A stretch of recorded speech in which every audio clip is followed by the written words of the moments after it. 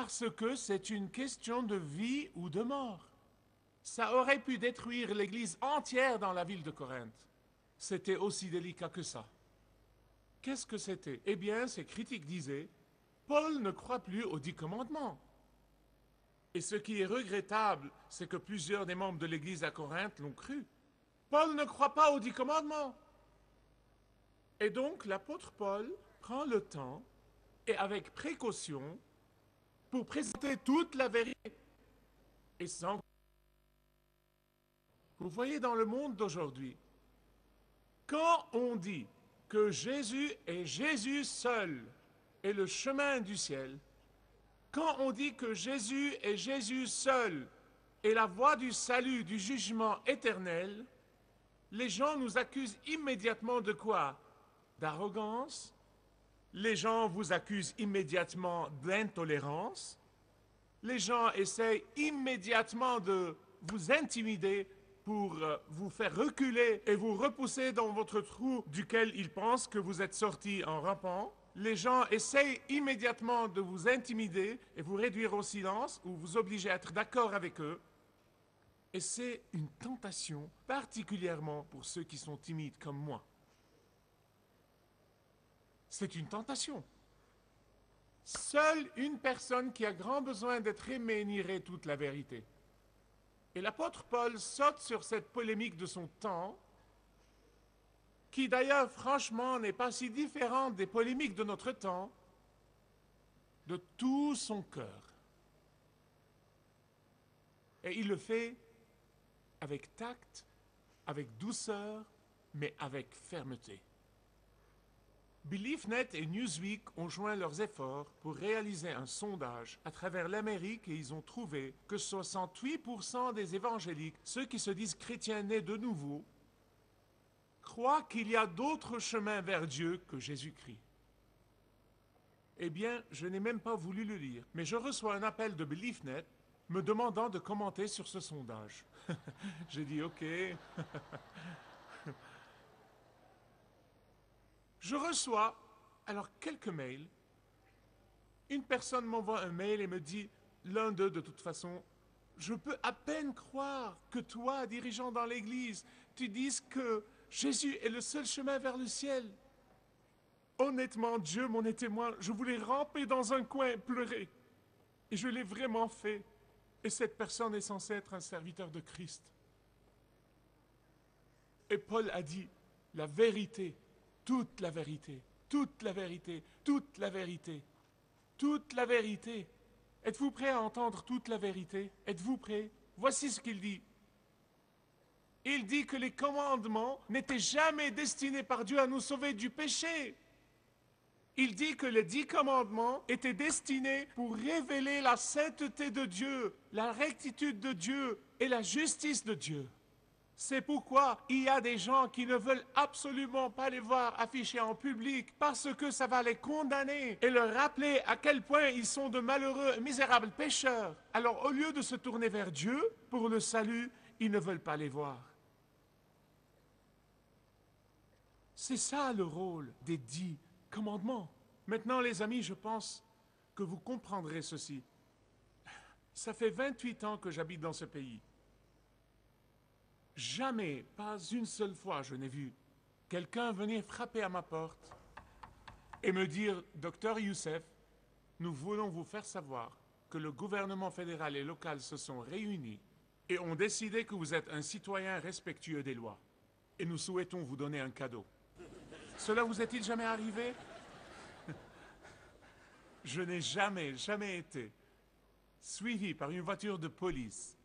Et après, je sors. Et ils me disent, Docteur Youssef, on vous suivait partout en ville. Nous sommes heureux de constater que vous respectez la limite de vitesse. Et nous souhaitons vous récompenser. Pourquoi? Pourquoi?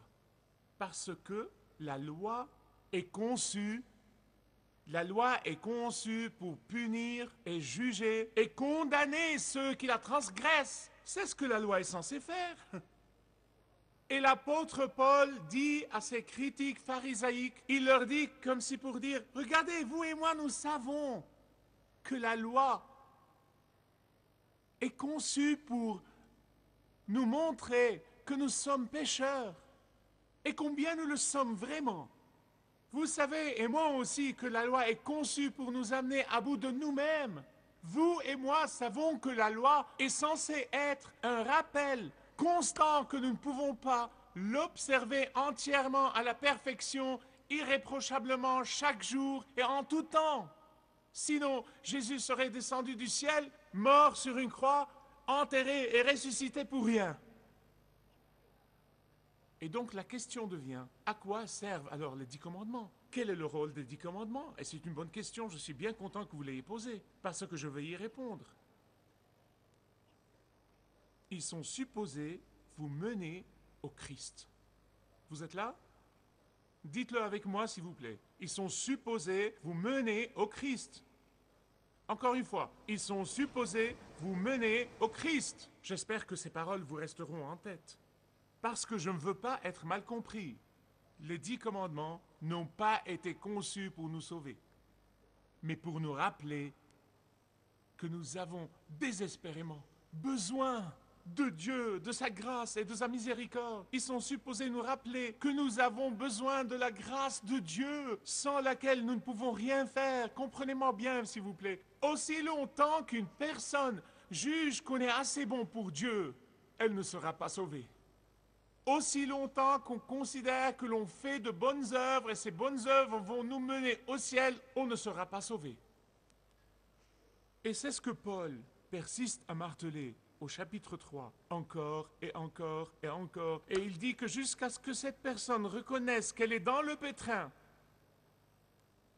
elle restera dans le pétrin.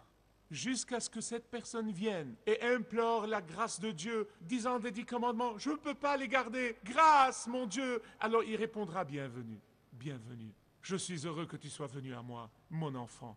Sa grâce est suffisante pour vous pardonner tous vos péchés, passés, présents et futurs, et vous porter au ciel.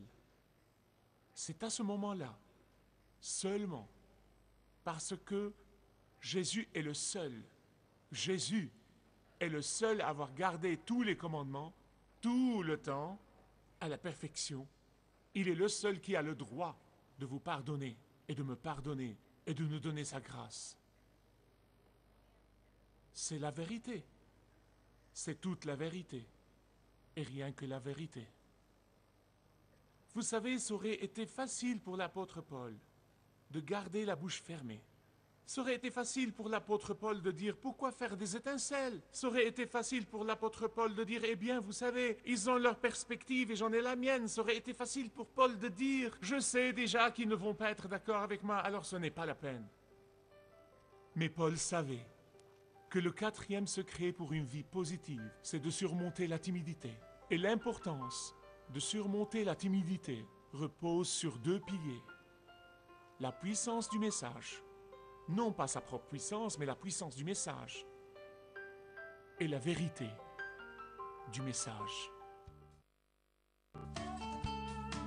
Si vous désirez connaître Dieu d'une manière personnelle, demandez le livret « Retrouvez la joie que vous avez toujours désirée » et vous pourrez découvrir l'amour de Dieu pour vous et apprendre comment expérimenter son pardon.